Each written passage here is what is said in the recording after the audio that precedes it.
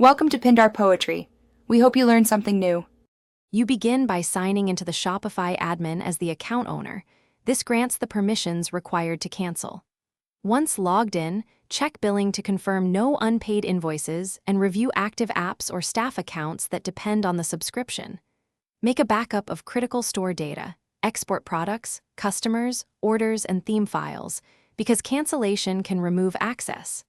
After that, you're ready to navigate to settings and prepare to end the subscription cleanly and without data loss. Next, go to Settings and open Plan or Billing to find the subscription controls. This is where Shopify shows your plan, renewal date, and upcoming charges. Review the billing cycle and any prorated credits so you understand financial implications. Then select the appropriate action, pause, downgrade, or cancel, based on your needs. If you choose Cancel, follow on-screen prompts to confirm. Make sure to read the cancellation confirmations and note any final charge dates before proceeding to the final steps. Finally, confirm cancellation by completing all prompts. Shopify will display a final invoice date and any account changes that will occur.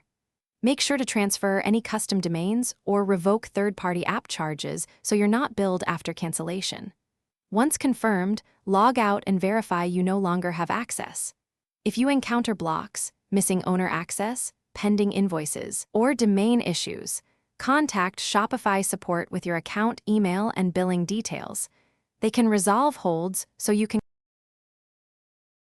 Thanks for watching. Consider subscribing if we helped you.